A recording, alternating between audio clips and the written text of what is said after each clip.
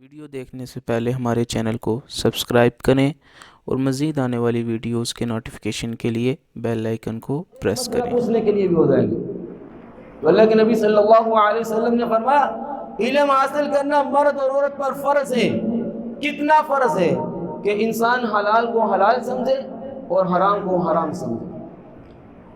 آج ہم لوگوں نے اس کے برعکس کام کرنا شروع کر دیا۔ قرآن مجید یہ مبارک بابرکت کتاب، یہ ایسی ہدایت والی کتاب ہے، اس کی پہلی آیت کے اندر اللہ رب العزت نے فرمایا ذالک الکتاب لا ریب فیہ ھدی للمتقین، یہ متقی لوگوں کے لیے ہدایت یافتہ ہے۔ ہم سے کوئی آدمی سوال کرے، یہود و نصارہ ہم سے سوال کریں کہ بتاؤ قرآن کے اوپر تو عمل کرتے ہو، قرآن کو اللہ کی سچی کتاب مانتے ہو، تو ہمارے ہم کہیں ہاں ہم قرآن کو اللہ کی سچی کتاب مانتے ہیں، لیکن ہمارے پاس قرآن کے سچے ہونے پر کوئی دلیل موجود نہیں ہے۔ اگر ہم سے کوئی پوچھے کہ تم کہتے ہو قرآن اللہ کی سچی کتاب ہے، تو ہمیں وہی کہے کہ تم کہتے ہو قرآن سچی کتاب ہے، اس کے سچے ہونے پہ تمہارے پاس کون سی دلیل موجود ہے؟ کیا تم نے اللہ کو آج جبرائیل علیہ السلام کو دیتے ہوئے دیکھا؟ جبرائیل نے اللہ سے سنا، تم نے دیکھا؟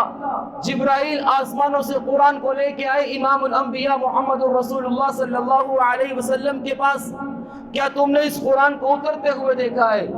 تو ہم نے تو اللہ کو بھی نہیں دیکھا، اس کتاب کو اترتے نہیں دیکھا، جبرائیل کو لاتے نہیں دیکھا، اللہ کے پاک پیغمبر کو جبرائیل سے سنتے نہیں دیکھا، اور اللہ کے نبی کو صحابہ کو سناتے نہیں دیکھا، تو اس قرآن کے سچا ہونے پہ میرے اور آپ کے پاس کون سی دلیل موجود ہے؟ ہم لوگ محبت اور عقیدت ہماری اس کتاب کے ساتھ اتنی کتاب کے ساتھ عقیدت اور محبت ہے کہ یہ قرآن زمین پر پڑے تو ہم سے برداشت نہیں ہوتا، اس کے اوپر پڑنے والی مٹی اگر پڑ جائے تو ہم سے برداشت نہیں ہوتی، اور اس قرآن کے ساتھ محبت اس قدر ہے کہ ہماری پیٹھ بھی قرآن کی طرف ہو تو ہم سے بھی برداشت نہیں ہوتا۔ اس لیے یہ قرآن کے ساتھ ہماری محبت ہی قرآن کے سچے ہونے کی دلیل ہے۔ قرآن کے سچے ہونے کی سب سے بڑی دلیل اللہ کے نبی صلی اللہ علیہ وسلم کی نبوت سچی نبوت ہے۔ اس کے نبی صلی اللہ علیہ وسلم کے نبوت کے سچے ہونے پر دلیل یہ ہے کہ قیامت کی صبح تک ہمارے نبی صلی اللہ علیہ وسلم کی نبوت کا پرچم لہراتا رہے گا، کسی اور نبی کی نبوت قیامت تک باقی نہیں رہے گی۔ باقی کتابوں کا علم وہ ختم ہو چکا، وہ گرجوں تک بند رہ گیا، وہ گھر کی چار دیواری تک بند رہ گیا، لیکن ہمارے قرآن مجید کا علم جس طرح اللہ کے نبی کے زمانے میں تھا، وہی قرآن مجید کا علم آج بھی کل بھی قیامت تک باقی رہے گا۔ تورات کا علم حاصل کرنے والا آپ کا تورات کا حافظ دنیا کے اندر نہیں ملے گا، انجیل کو حفظ کرنے والا بچہ آپ کو کبھی بھی دنیا کے اندر نہیں ملے گا۔ یہودی تورات پڑھتے ہیں لیکن تورات کے حافظ آپ کو نہیں ملیں گے، عیسائی انجیل پڑھتے ہیں لیکن انجیل کے حافظ آپ کو نہیں ملیں گے، صحابی زبور پڑھتے ہیں لیکن وہ آپ کو صحابی قرآن کے حافظ نہیں، زبور کے حافظ نہیں ملیں گے۔ لیکن اس قرآن کا یہ معجزہ کتنا خوبصورت ہے کہ اس کو پڑھنے والا 6 سال کا بچہ بھی قرآن کا حافظ۔ امام ابو حنیفہ رحمۃ اللہ علیہ کی مجلس لگی ہے، امام محمد 7 سال کی عمر کا بچہ باپ لے کے آ گیا، کہا کہ امام ابو حنیفہ سے کہا اس بچے کو قرآن کا علم کو میں عالم بنانا چاہتا ہوں۔ امام ابو حنیفہ رحمۃ اللہ علیہ فرمانے لگے اس بچے کو قرآن کا حافظ بناؤ، پھر میرے پاس لے کے آنا، میں اس کو علم حاصل کرواؤں گا۔ امام ابو حنیفہ نے امام محمد کے والد کو لے کے بھیج دیا، امام محمد واپس چلے گئے، 7 دن گزرے، امام محمد کے باپ نے ہاتھ پکڑا، لا کے امام ابو حنیفہ کی مجلس میں بٹھا دیا، کہا کہ 7 دن پہلے کہا تھا اس کو قرآن کا حافظ بناؤ، تو نے اس کو 7 دن کے بعد پھر لے کے آگے، کہا یہ میرا بچہ 7 دن کے اندر قرآن مجید کا حافظ بن چکا ہے۔ 7 دن کے اندر قرآن کا حافظ بن گیا۔ 7 دن کے اندر تمہیں تورات و زبور کا حافظ نہیں ملے گا، زندگیاں لگاتے تھے تورات و زبور کو حاصل کرنے کے لیے لیکن حافظ نہیں بنتے۔ یہ قرآن کا معجزہ ہے کہ 7 دن کے اندر قرآن مجید کا حافظ بن گئے۔ میرے دوستو، یہ قرآن مجید کوئی معمولی کتاب نہیں ہے۔ کافر اللہ کے نبی صلی اللہ علیہ وسلم کے زمانے میں چپ چپ کے سنا کرتے تھے، چپ چپ کے سنا کرتے تھے اور مسلمان ہو جایا کرتے تھے۔ سید عطاء اللہ شاہ بخاری رحمۃ اللہ علیہ بر صغیر کے دور میں ہندوستان کے اندر مسجد کے اندر قرآن مجید کی تلاوت کر رہے ہیں۔ اتنی خوبصورت اللہ نے ان کو آواز دی تھی، جب یہ فضا کے اندر قرآن مجید پڑھتے، کتابوں کے اندر لکھا ہے جنگلوں کے اندر جب یہ قرآن پڑھتے تو پرندے سنوں پہ آ کے کھڑے ہو جایا کرتے تھے۔ مسجد کے اندر قرآن پڑھ رہے ہیں، ہندوؤں کی بارات گزرنے لگی، جب مسجد کے دروازے سے گزرنے لگی تو بارات رک گئی۔ ہندوؤں کے بڑے بڑے پادری حیران اور پریشان ہیں کہ بارات آگے کیوں نہیں جا رہی۔ دیکھنے والوں سننے والوں نے کہا کہ مسجد میں قرآن پڑھنے کی آواز آ رہی ہے اور قرآن اتنی سریلی آواز میں پڑھا جا رہا ہے کہ ہمارا قدم اٹھانے کو دل نہیں کر رہا۔ ہندوؤں کے پادریوں کو پتا تھا اگر یہ زیادہ دیر یہاں پہ رکے تو یہ بارات گھر نہیں پہنچے گی، مسجد کے اندر داخل ہو جائے گی۔ ان کو پتا تھا کہ اگر یہ یہیں پہ رکے رہے تو یہ قرآن کی تاثیر اتنی تاثیر ہے کہ اگر اللہ کے نبی کے زمانے کا ابو جہل بھی سنتا ہے تو وہ بھی حیران اور پریشان ہو جاتا تھا۔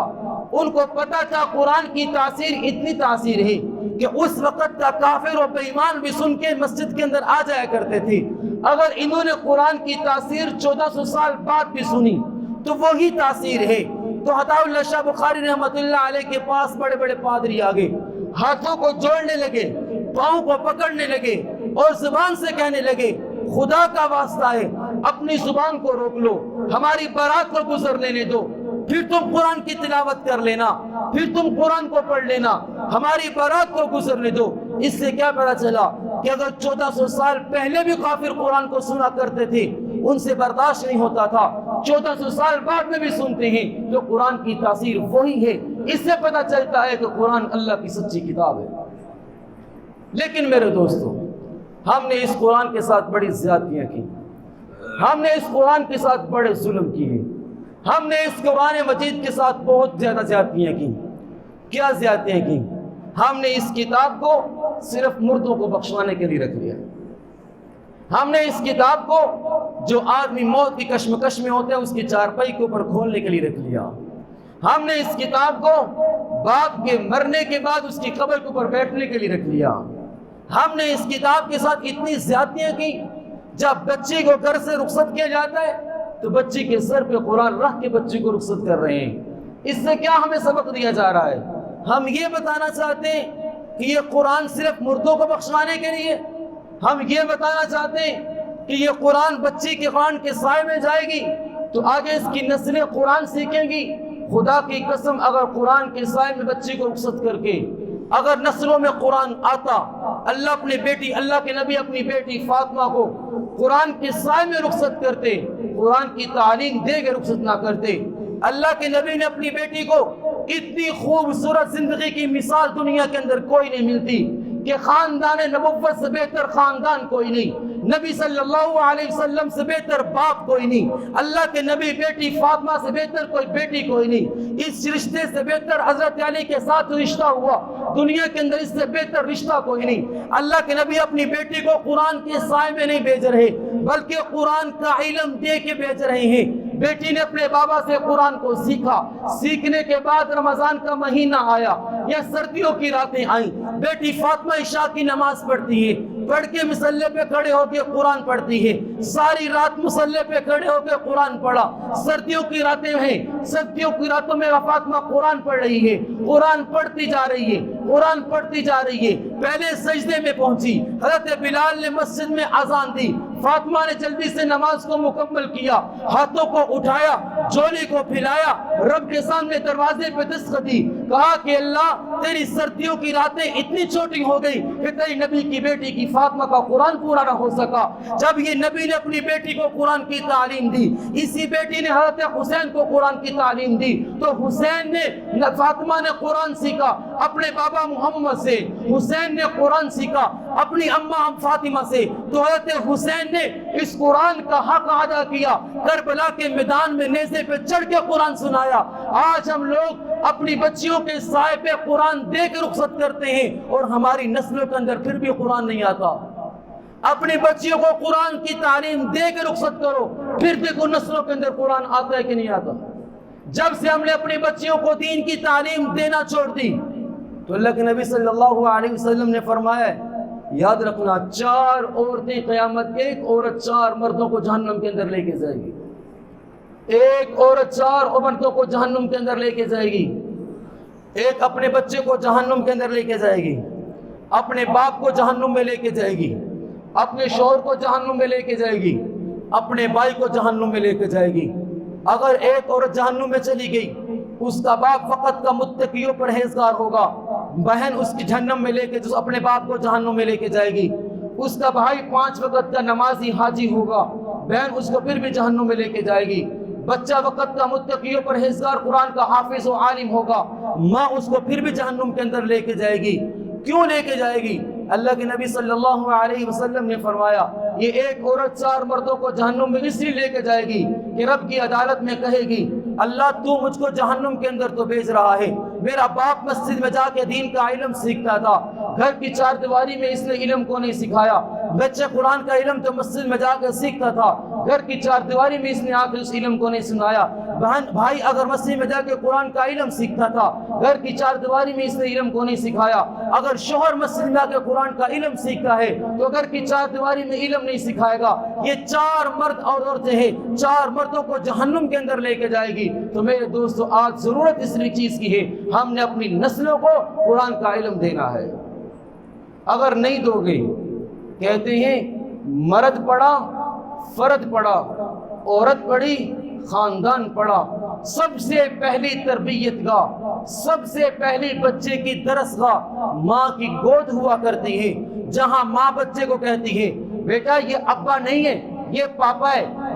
ماں کے بارے میں بچے کہتے ہیں یہ ماں نہیں ہے یہ پاپا ہے۔ بچہ بچپن سے لے کے قبر تک ابے اور اماں کا ڈریس نہیں بھولتا۔ اگر جب ہماری مائیں باپ بہنیں جو ہیں اپنے بچے کو بچپن کے اندر قرآن کی تعلیم دیں گی، ماں کی گود کے اندر اللہ اللہ کی لوری سنائیں گی، خدا کی قسم بچہ تھوڑا سا سمجھدار ہوگا، پوچھے گا اماں اللہ کہاں ہے، پوچھے گا اللہ اماں ہمارے نبی کون ہیں، پوچھے گا قرآن کی جیسی کتاب کون سی ہے۔ تو میرے دوستو پھر نسلوں کے اندر قرآن آئے گا۔ صبح نماز کا وقت ہو، باپ چارپائی پہ خراٹے مارتا ہو، صبح کا وقت ہو، ماں چارپائی پہ خراٹے مارتی ہو، اور ہم کہتے ہیں ہماری نسلوں کے اندر قرآن آئے، خدا کی قسم ایسا کبھی نہیں ہوگا۔ تو ضرورت اس چیز کی ہے۔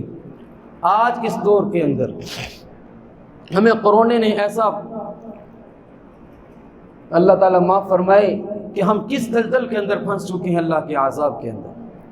سکولوں کے اندر ہمارے بچے جاتے ہیں، ماں باپ اس قدر پریشان ہیں، لیکن میں تمہیں دعوت دیتا ہوں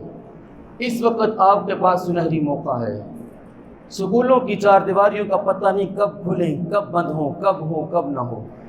کبھی سکول کے بچے جلوس کرتے نظر آتے ہیں، کبھی سکول کی 4 دیواریوں میں جلوس نظر آتے ہیں، کبھی سکول کی تعلیم کو مجھ سے محروم کر دی جاتے ہیں۔ میرے دوستو آؤ اپنے بچوں کو قرآن کی تعلیم سکھاؤ، اپنے بچوں کو قرآن کا حافظ بناؤ۔ آج ہمارے گھروں کی 4 دیواریاں قرآن کے حافظوں سے خالی ہو چکی ہیں۔ اللہ کے نبی صلی اللہ علیہ وسلم نے فرمایا بچہ جب قرآن حافظ کرنے کے لیے مسجد گھر سے نکلتا ہے، باپ اس کی انگلی پکڑ کے مسجد کے اندر چھوڑ کے جاتا ہے، باپ جب تک زندہ رہے گا، یہ بچہ جب تک قرآن پڑھتا رہے گا باپ کی نجات کا ذریعہ بنتا رہے گا۔ اللہ کے نبی نے فرمایا جب تم اپنے بچے کو قرآن پڑھنے کے لیے مسجد کے اندر بھیجتے حفظ کرنے کے لیے، بچہ مسجد کے اندر آتا ہے، استاد کے سامنے بیٹھتا ہے، استاد کہتا ہے بیٹا پڑھ اعوذ، پہلا دن ہے، بچہ توتلی زبان کے اندر اعوذ پڑھتا ہے، اللہ اس بچے کی توتلی زبان میں اعوذ پڑھنے کی وجہ سے 4 بندوں کی بخشش کا فیصلہ کرتے ہیں، ایک اس کے ماں باپ، ایک استاد اور ایک پڑھنے والا بچہ۔ صبح سے لے کے شام تک یہ قرآن پڑھتا ہے۔ تو آج اس دور کے اندر ہمارے پاس یہ موقع ہے، اپنی نسلوں کو قرآن کی تعلیم دو۔ سکولوں کی 4 دیواری میں بچے کو داخل کرواتے ہیں، جس سکول میں امیر کا بچہ پڑھتا ہے وہاں غریب کا نہیں پڑھ سکتا، جہاں غریب کا پڑھتا ہے وہاں امیر کا نہیں پڑھ سکتا۔ اس وقت ہمارے پاس یہ مسجد کی چھت ہے، اس کے نیچے چور بھی آئے گا، اس کے نیچے غریب کا بچہ بھی آئے گا، اس کے نیچے امیر کا بچہ بھی آئے گا، اس کے نیچے آوارہ پڑھنے والا پھرنے والا بچہ بھی آئے گا، اس کے نیچے ہر رنگ کا بچہ آئے گا۔ اور خدا کی قسم آج پتہ نہیں کیا ہو گیا، ہمارے معاشرے کو ہماری محرومیت کے ذریعہ ہے کہ ہم نے اپنے بچے کا جو ذہین ہوتا ہے اس کو سکول کے حوالے کر دیتے ہیں، جو آوارہ پھرنے والا ہوتا ہے اس کو مسجد کے حوالے کرتے ہیں۔ لیکن میرے دوستو اللہ کی شان ہے، اللہ کی شان ہے۔ اللہ کہتے ہیں تو نے اس بچے کو داخل کروایا، قاری صاحب یہ گلیوں کے اندر پھرتا ہے، تو نے اس مسجد کے اندر داخل کروایا، قاری صاحب یہ بچوں کے ساتھ محلے میں جھگڑے کرتا ہے، تو نے اس بچے کو داخل کروایا، قاری صاحب یہ چوریاں کرتا ہے، تو نے اس بچے کو داخل کروایا، یہ محلے کے اندر گلیوں کے اندر گالیاں دیتا ہے، تم نے اس بچے کو یہ ذہن رکھ کے مسجد کے اندر داخل کروایا تھا۔ لیکن میرے رب نے اس بچے کو ایک وقت آیا قرآن کا حافظ بنا کے باہر نکالا۔